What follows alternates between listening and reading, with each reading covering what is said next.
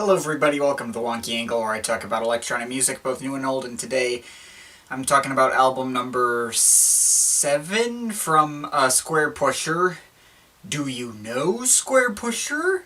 Alright, my schedule's gonna be pretty crazy in the upcoming weeks because of college, but I'm gonna fit this one in real quick because I haven't gotten the chance to make more progress on this discography review in a minute. So last time we covered Squarepusher's craziest and most intense album to date with Go Plastic, and now we're covering its follow-up, a double album of sorts, with the first disc being 7 original studio tracks and the second disc being a live recording, mostly containing tracks from Go Plastic. Now, I imagine this is going to be among the more controversial videos in the series, or maybe it won't, I don't know. But I'll just start out right by saying this album is probably my least favorite Squarepusher release overall. I mean, I haven't re-listened to some of his later period albums in a while, so I guess it's still possible something might rub me the wrong way later on. I mean, I don't remember any of his other ones doing that, and this didn't really rub me the wrong way either, but at least those later ones feel, you know, more unique and memorable. Do You Know Squarepusher sticks out for me as the guy's most lackluster mainline studio effort. One that, for the most part, feels like a bunch of disorganized leftovers from his Go Plastic album that didn't really fit in there. Well, maybe. Some of it feels like Go Plastic leftovers, but mostly it's just kind of a mess of random stuff, and nothing from here really sticks out to me as among the best the guy has to offer, or really comes together in a compelling way. Feels like a little slipshod and thrown together without much thought put into it. The live album is cool, and especially if you liked Go Plastic and wanted to hear what that would sound like going down live, then you'll definitely enjoy that. Me personally, though, I don't think it's something I need to listen to more than once. I've heard it, I've enjoyed it for what it was. I don't think I need to experience it ever again. Would much rather just listen to regular Go Plastic again, and even there, let's be real, I kinda mentioned in that review, Go Plastic isn't one of my huge personal favorite Squarepusher albums overall to begin with. I mean, there's definitely more substance in the live album than the studio album, but whatever. The studio album doesn't have anything bad in it per se. There is definitely enjoyment to be had here pretty consistently, and I'd be lying if I said I never planned on ever revisiting it again. It has some cool stuff in it, just none of it really goes the extra mile into greatness for me or stands out as super memorable.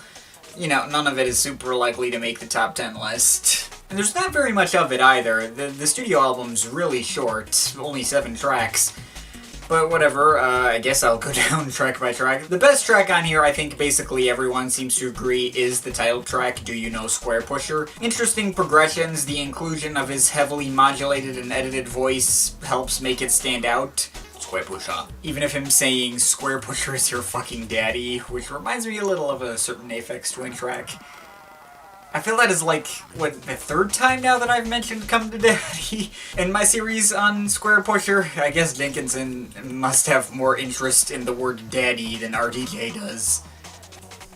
I do not like the word daddy much. Anyways, Do You Know Squarepusher, the track, also has plenty of atonal sections, but also melodic sections that don't feel out of place next to each other. It all plays out quite naturally and in a very fun and enjoyable way. And the melodies are good too, even if not the catchiest he's ever done. If there's anything from this album to make the top 10 video, it's most likely gonna be this one. That and, Mutilation Colony, we'll get to that. But when I think about Squarepusher, this just isn't one of the first tracks that comes to mind, kind of ironic given how him saying his name is sort of one of the big defining features of this track. Though, to be fair, there also is already a Squarepusher theme, so, you know.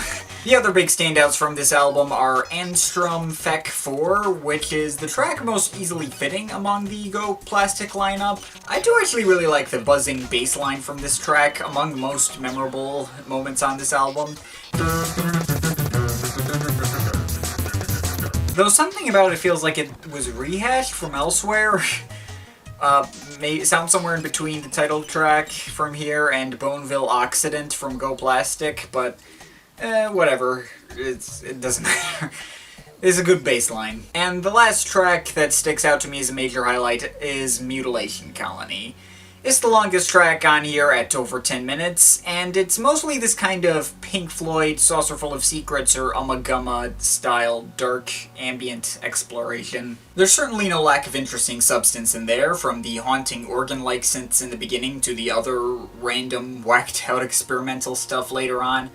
The atmosphere is consistently well executed. It gets a little better every time I listen to it, and there's really not much I can say against this track, aside from, again, the very obvious Pink Floyd comparisons being right there, and maybe just the fact that I've heard better in this vein by other artists. Maybe it's his best straight ambient track, but I don't typically think about ambient tracks when I think about Squarepusher. Still a very solid and interesting track there, definitely one of the big highlights for me here. But the rest on here though, I don't go out of my way to seek for them. F-Train is a vaguely entertaining, albeit fairly gimmicky experimental track where it sounds like Jenkinson is basically reading random big words out of a physics textbook, and he cuts up his voice a lot because of course he does. And if not for the inclusion of his voice, it would not have much of anything else to recommend it. Kill Robach is a pretty decent drum and bass IDM thing that sounds kind of Audiker-esque maybe, and is somewhat entertaining, but it's nowhere near the best work this guy is capable of. Conk to Symmetriac is a glorified intro to Mutilation Colony that feels kinda like unnecessary filler, and finally the studio album ends with his cover of Joy Division's Love Will Tear Us Apart. I'm kind of on the fence with this one too. I mean, it's the most melodic track on the album by far, even kind of like a dreamy rock tune, sort of. I do like the atmosphere and feel of it at first, but it just kinda grows stale after a while. And as an aside, I mean, Joy Division never seemed to me like the kind of band that I would be that into in the first place. I'll admit I'm certainly not up to date on my Joy Division, aside from a couple of tracks I think are cool. I think I'm more likely to be a little more of a New Order kind of guy, but I digress. I don't really know why I even brought that up. That's just gonna get a lot of people pissed off.